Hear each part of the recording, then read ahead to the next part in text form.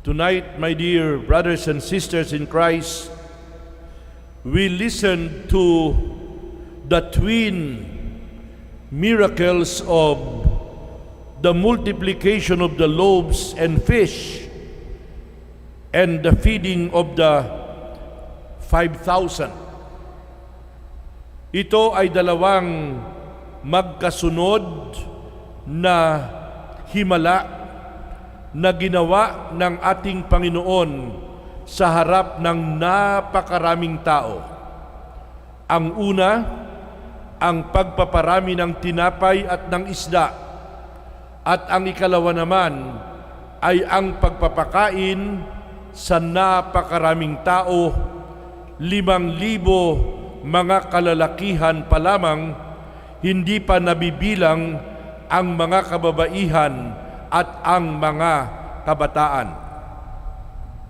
My dear friends, the gospel reading for tonight is the only miracle of the Lord that will be found that is repeated in all the 4 Gospels.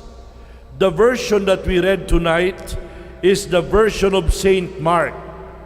Subalit itong ebanghelyong ito ay mababasa rin natin sa Ebanghelyo ni San Mateo, Ebanghelyo ni San Lucas, at Ebanghelyo ni San Juan. Ano ba talaga ang nangyari noong mga panahong iyon? Ang mga tao ay patuloy na sumusunod kay Jesus kahit saan siya pumunta.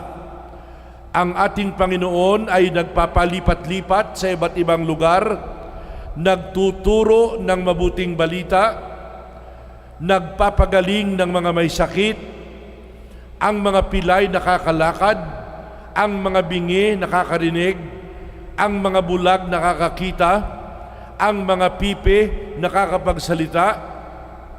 Subalit hindi dito natatapos ang gawain ni Jesus. Kahit saan siya pumunta, sinusundan siya ng napakaraming tao.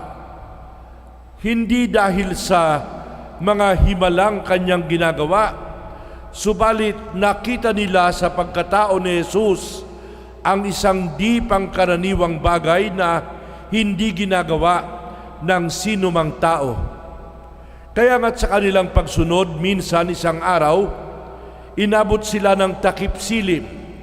Nagdidilim na, kumakagat ng dilim, nakita ng Panginoon na padilim ng padilim, at naroroon pa rin ang mga tao, hindi umaalis sa kanyang harapan.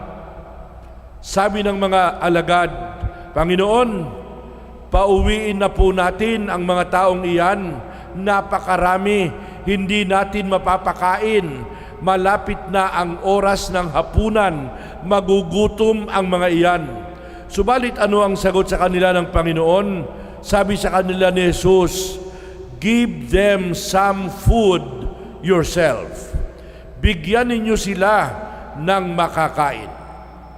Mga kapatid, kung ating pagninilay-nilayan, ang ebanghelyong ito ay marami tayong makikitang mga sagisag sa iba't ibang bagay.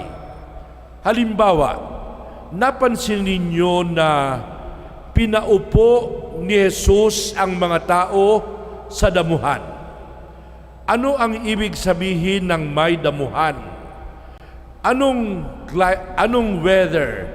What weather was it when the people were asked to sit down? Ano ang panahon noong mga araw na iyon? Sa ibang bansa, alam natin na they have 4 seasons: winter, spring, summer, and fall. If there is grass, it cannot be winter. If there is grass, it cannot be fall. If there is grass, it cannot be summer. It must be springtime. Ano ang sinasagisag ng springtime? Spring reminds us of life. Spring gives us hope. Spring symbolizes new life. Kaya nga't nung paupuin ng Panginoon sa damuhan ng mga tao ay ang maaaring panahon noon ay springtime. Lumalabas na, tumutubo na uli ang mga halaman at ito ay sumasagisag na kung kasama natin ang Diyos, walang anuman tayong pagkukulang.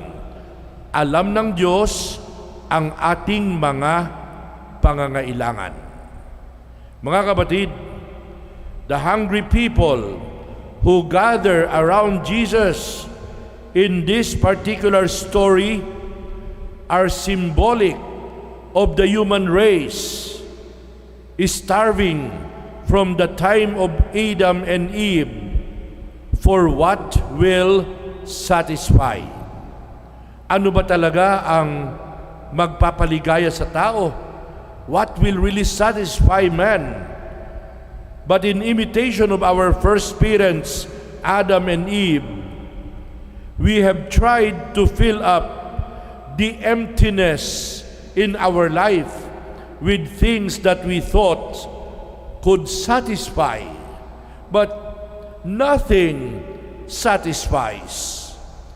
Not wealth, not pleasure, not power, not honor, not the love of domination.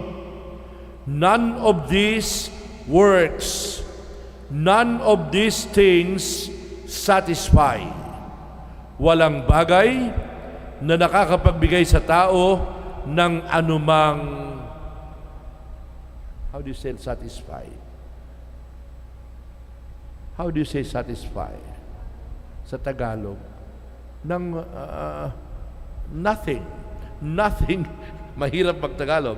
Nothing can satisfy the hunger of the human heart. Nothing can satisfy the hunger of the human spirit. Give them some food yourselves, the Lord said to the disciples. My dear friends, that is why we keep on coming back. Pabalik-balik tayo sa misa. It's the same Mass every day, and yet we keep on coming back. Pabalik-balik tayo because only God satisfies. Only God fills our hunger.